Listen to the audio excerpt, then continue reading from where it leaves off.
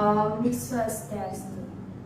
Perkenalkan, nama saya Putu Ayudian Maharani, nomor absen 28 dari kelas 12 IPA 2. Pada video ini saya akan bagikan tanggapan saya mengenai kasus radikalisme dalam bentuk kekerasan yang terjadi di daerah Papua.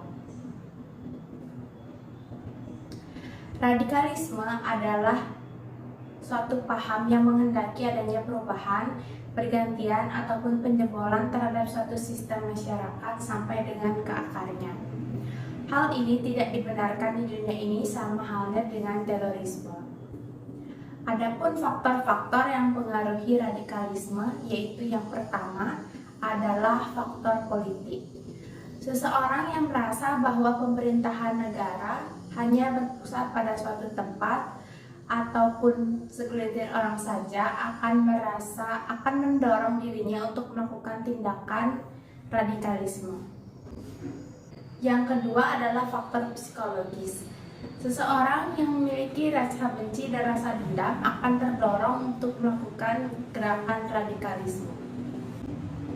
Yang ketiga, faktor ekonomi. Seseorang akan terdorong untuk melakukan apa saja untuk memenuhi kebutuhan hidupnya, termasuk dengan menyebarkan ideologi baru yang memunculkan gerakan radikalisme.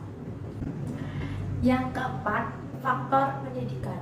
Radikalisme dapat dengan mudah disebarkan melalui pengajaran ataupun pelajaran. Yang kelima, faktor pemikiran. Pemikiran seseorang yang berkehendak untuk mengubah sesuatu dapat mendorongnya untuk mengubah sesuatu tersebut, bahkan dengan cara kekerasan sekalipun. Selanjutnya, dampak yang ditimbulkan dari gerakan radikalisme. Yang pertama yaitu mengancam keutuhan Negara Kesatuan Republik Indonesia. Yang kedua, memakan korban jiwa. Dan yang ketiga, merusak kondisi psikologis atau mental seseorang. Selanjutnya di sini saya akan menanggapi kasus radikalisme dalam bentuk kekerasan yang terjadi di daerah Papua. Kasus ini dimulai oleh KKB atau kelompok kriminal bersenjata yang memulai aksi penyerangannya dengan menyerang para pekerja kemanusiaan seperti tenaga kesehatan, buruh, TNI, dan juga pekerja sipil lainnya.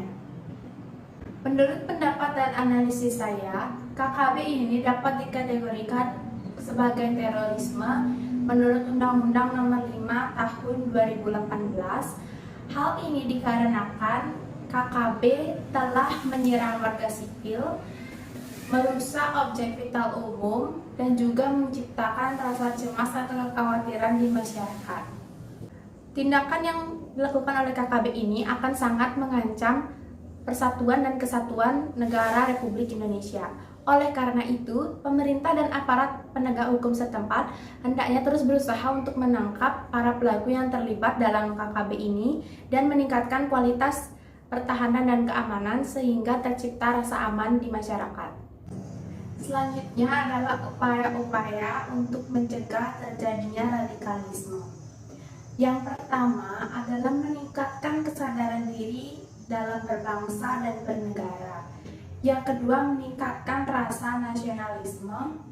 Yang ketiga, menjaga persatuan dan kesatuan bangsa. Yang keempat, meningkatkan pemahaman tentang hukum dan ideologi Pancasila. Yang kelima, mengamalkan nilai-nilai Pancasila dalam kehidupan sehari-hari. Yang keenam, selektif dalam menerima informasi. Yang ketujuh, berperan aktif dalam mensosialisasikan dampak negatif dari radikalisme dan terorisme. Kita sebagai bangsa Indonesia juga harus turut mempertahankan persatuan dan kesatuan dengan cara meningkatkan rasa cinta tanah air. Sekian yang dapat saya sampaikan. Apabila ada kekurangan ataupun kesalahan dalam saya menyampaikan pendapat saya di video ini, saya mohon maaf yang sebesar-besarnya. Akhir kata, saya tutup dengan Parama Sakti. Om Santi Santi Santi.